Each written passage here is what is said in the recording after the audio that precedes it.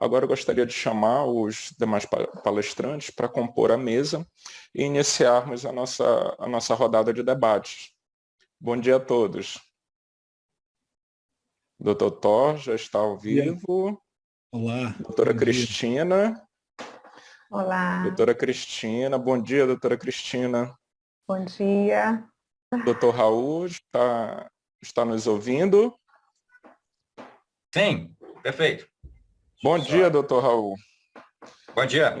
Então vamos lá. Eu vou começar aqui com algumas perguntinhas.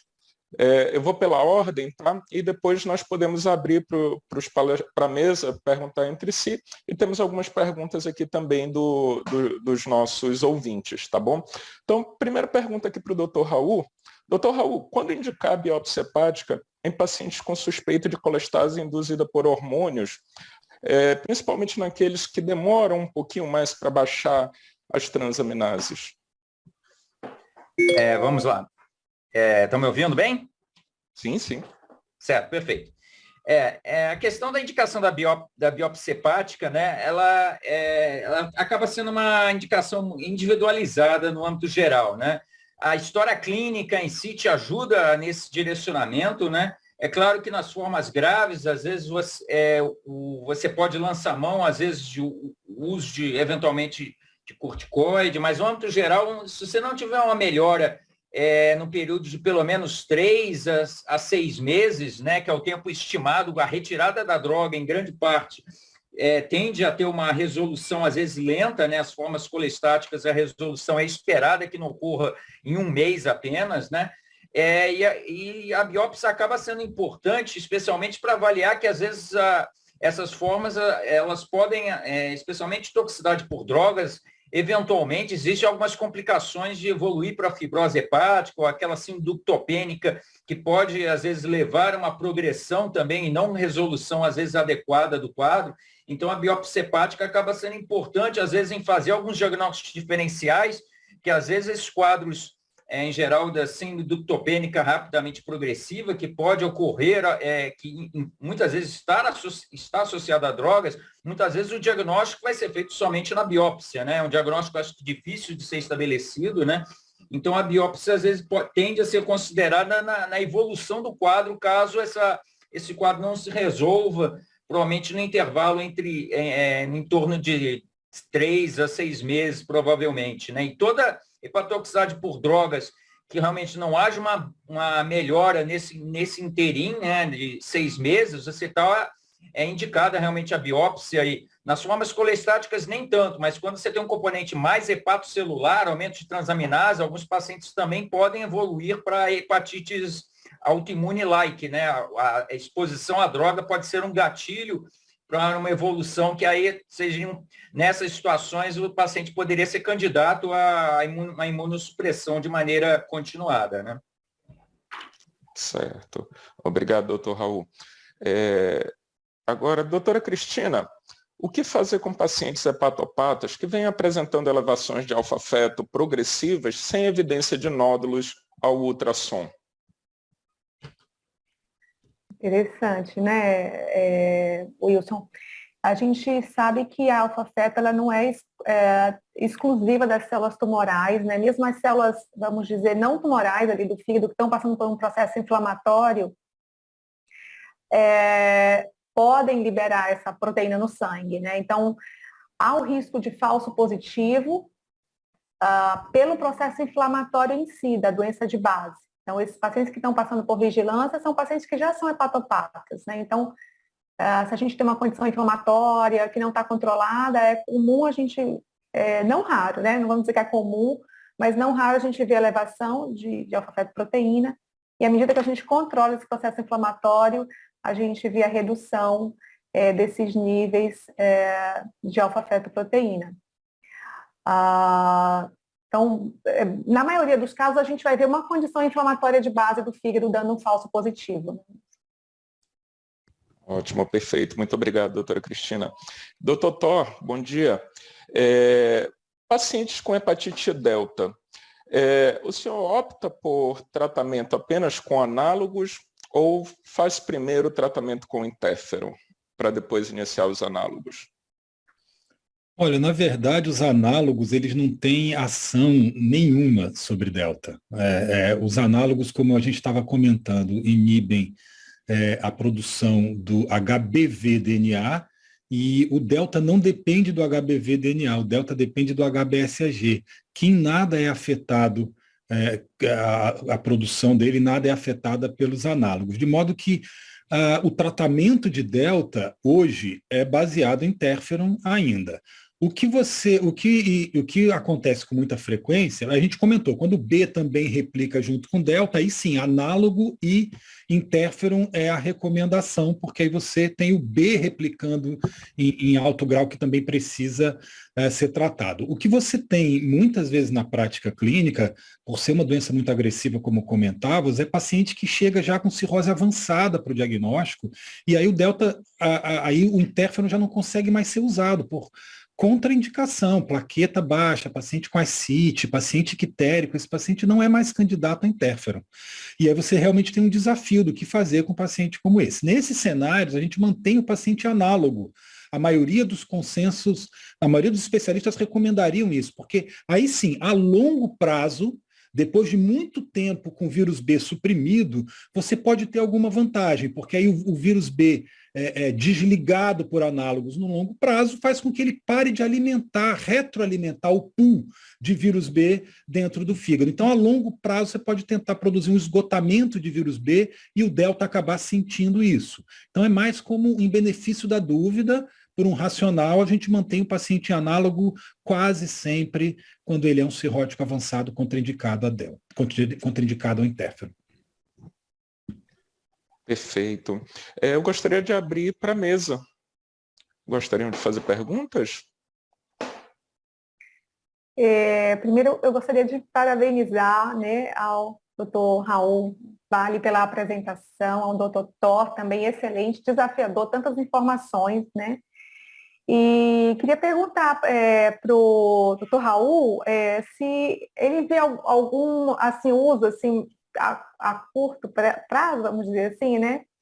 Para essa situação do paciente cirrótico tão, né, com uma massa muscular, a gente encontra às vezes um paciente com a caquexia tão importante, né? Se a testosterona seria seria viável a curto prazo? Como que está sendo essas informações que estão começando a sair, né, Raul? Sim.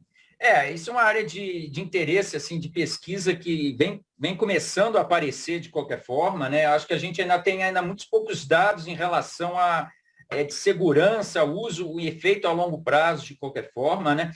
Em relação à sarcopenia, isso é um fenômeno que tem sido caracterizado em relação a, especialmente, por exemplo, em situações de pacientes que sejam candidatos ou já estejam em lista de transplante com perspectiva de ser submetido ao procedimento próximo, realmente é uma coisa a ser enfrentada que traz benefício na recuperação pós-transplante, né? Então, a sarcopenia é um fenômeno que realmente vem sendo cada vez mais valorizado, né? Eu acho que aqui a gente tem que levar em conta alguns contextos, né? A obesidade em si é um fator independente para também os níveis de testosterona. Então, a perda de peso, você estimular esse paciente que seja obeso, especialmente a reduzir peso, pode contribuir. E também eu acho que outras estratégias auxiliares em relação ao trabalho de musculação, trabalho também uma dieta mais rica, mais proteica também nesses pacientes podem contribuir também. Então, acho que é mais importante que talvez trabalhar especificamente ou focar na terapia de reposição de testosterona, talvez as medidas dietético-comportamentais em si, eu acho que talvez tenham um peso maior, enquanto a gente não tem uma segurança adequada em relação ao uso da testosterona nesse cenário, né? Excelente, Raul, obrigada. E eu queria aqui fazer uma pergunta ao Dr. Thor, né, compartilhando a nossa angústia do Delta, né, que a gente tem essa angústia aqui da Amazônia, que é essa hepatite tão, né, tão desafiador. A gente pega, geralmente são pacientes jovens, né, Thor, você deve ter essa vivência também, que angustia ainda mais a gente de muitas vezes pegar pacientes com quadros avançados, não conseguir oferecer muita terapêutica pela contraindicação ao interferon, né, que é o que melhor funciona ainda para o Delta. E com relação às novas terapias, Dr. Thor, o que dessas opções todas, né? Inibidor de entrada, de empacotamento, o que está mais próximo aí da gente ter disponível na prática?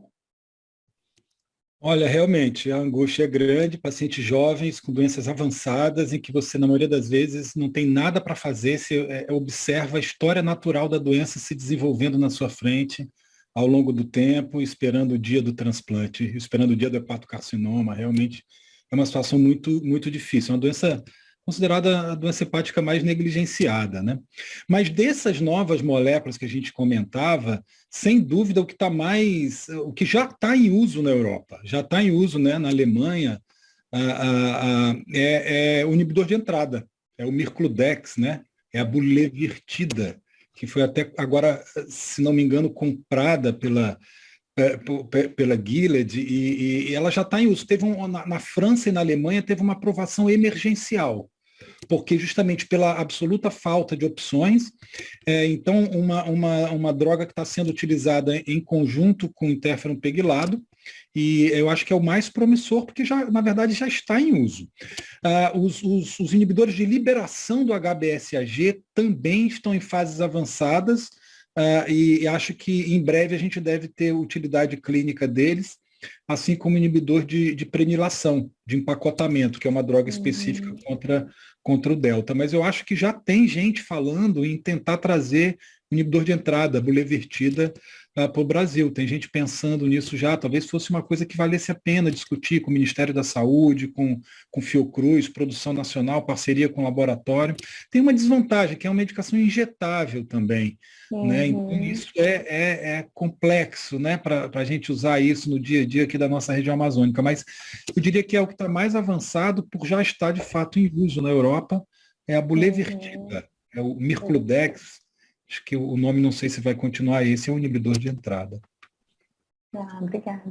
Tinha uma pergunta que eu acho que eu acabei apagando, que era alguém perguntando sobre o Fibroscan, o que era o Fibroscan, né? Na verdade, é uma marca comercial de um aparelho de elastografia, né? São as técnicas de elastografia, o primeiro aparelho que foi utilizado, hoje tem vários no mercado, são as técnicas de avaliação do grau de fibrose hepática sem biópsia, elastografia. Tinha uma pergunta aqui.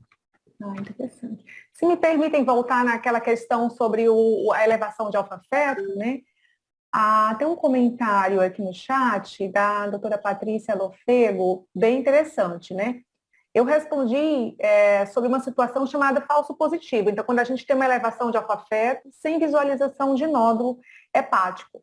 Mas ela volta aqui, a gente volta um pouco para o assunto para realmente reforçar essa situação.